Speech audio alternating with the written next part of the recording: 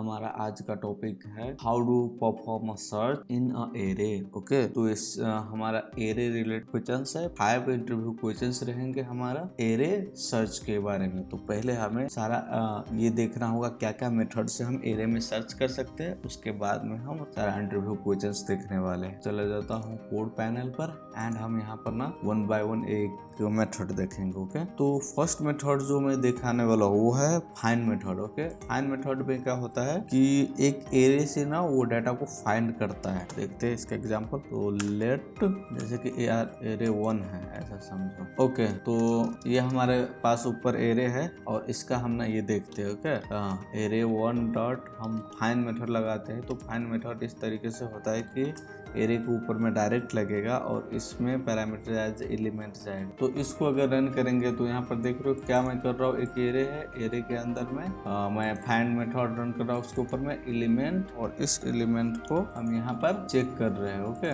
उस वैल्यू को 10 से बड़ा है तभी ये रिटर्न होगा। तो अभी ना इसका आउटपुट देखते हैं। तो ये देख रहे हो 12 आ रहा है। 12 इन द सेंस देखो हमें एलिमेंट चेक किया यहाँ पर। देखो 5 चेक हुआ, पहले 5 एलिमेंट आया होगा। 5 इससे 10 से ग्रेटर देन नहीं है तो इस केस में आगे चला गया और यहाँ पर 12 10 से ग्रेटर है तो इस केस में क्या क्या वो वैल्यू पर गया और उसके आगे फंक्शंस को रन नहीं किया, इससे आगे रन नहीं किया, यहीं पर से टर्मिनेट हो गया हमारा फंक्शन। ओके, तो देखो यहाँ पर 2 केस बनता है। फर्स्ट केस है कि अगर वैल्यू मिला तो हमें वही वैल्यू मिलेगा जहां पर कंडीशन मैच होगा, उससे आगे नहीं जाएगा। सेकंड एक और केस बताता हूं कि अगर वैल्यू नहीं मिलता तो उस केस में हमें ना यहाँ पर अनडिफाइंड मिलने वाला है। हमें डाटा नहीं मिलता तो उस केस में हमें अनडिफाइंड मिलेगा। ओके, इन फाइंड मेथड। ओके, तो हाय गाइस, हम दूसरा ये देखने वाले हैं इंटरव्यू क्वेश्चंस। तो दूसरा फंक्शंस क्या है यहाँ पर हमारे फाइंड इंडेक्स है। तो फाइंड इंडेक्स क्या करता है, इंडेक्स फाउंड करता है। सिमिलर टू फाइंड है, कोई डिफरेंस नहीं है, बस इसमें ये इंडेक्स फाउंड करेगा। ओके, जो भी वैल्यू है उसका। तो अगर मैं इसको रन करता हूँ तो यहाँ पर अगर दिखाओ तो यहाँ पर देख रहे हो 0 1 2 3। तो ये जो है ना 130 13 से बड़ा है तो उस केस में ये इसका इंडेक्स हमें दे रहा है। इफ हमें वैल्यू नहीं मिलता तो उस केस में क्या होगा, अगर हम समझे कि हमारे पास वैल्यू नहीं मिलता है तो उस केस में ना हमें ये रिटर्न करेगा -1। ओके, फाइंड इंडेक्स के केस में ऐसा होता है कि अगर वैल्यू नहीं मैच हुआ तो वो ये आउटपुट देता है -1।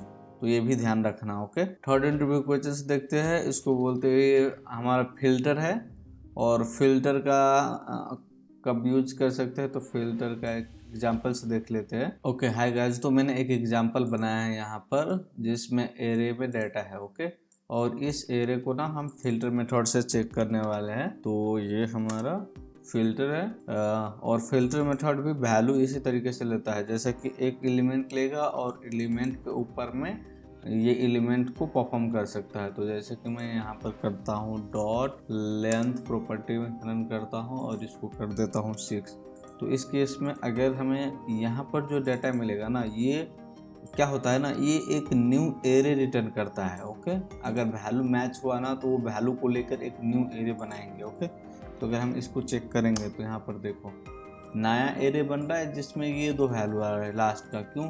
क्योंकि बाकी जो 3 वैल्यू है ना उसमें उसका जो लेंथ है वो 6 से छोटा है। ओके, जैसे 1 2 3 4 5 है और इसी तरीके से इसका ये कम है, यहाँ पर इसका लेंथ ज़्यादा है, इसकी वजह से इसका वैल्यू यहाँ पर आ रहा है और ये new array. Okay, return data यहाँ पर इन फिल्टर न्यू एरे में आता है और मल्टीपल डाटा आता है, ये भी समझो। दूसरा चीज़, अगर समझो कि वैल्यू मैच नहीं हो तो उस केस में क्या आएगा, तो वैल्यू मैच नहीं होगा तो उस केस में ना एम्प्टी एरे आएगा हमारे पास। ओके, मगर रिटर्न करेगा ही, एक एरे रिटर्न करेगा ही करेगा, बट ये एम्प्टी रहेगा। तो ये है फिल्टर मेथड का वर्क। ओके, तो हम एरे के अंदर में ना हम इसका एक एग्जांपल चेक करने वाला है कि इंक्लूड्स का क्या वर्क होता है, कैसे इंक्लूड्स वर्क करता है। तो जैसे कि मैंने एक एरे बना लिया है और यहाँ पर ना इसका ये चेक करता हूँ, एरे 1 डॉट इंक्लूड्स, इसके ऊपर में लगेंगे और यहाँ पर ना वैल्यू चेक हुआ तो इंक्लूड्स होता है ना, ये बुलियन वैल्यू रिटर्न करता है। बुलियन इन द सेंस इसके अंदर में वैल्यू एग्जिस्ट करता है कि नहीं करता। तो एक केस 2 ले लेता है जो एग्जिस्ट करता है, एक केस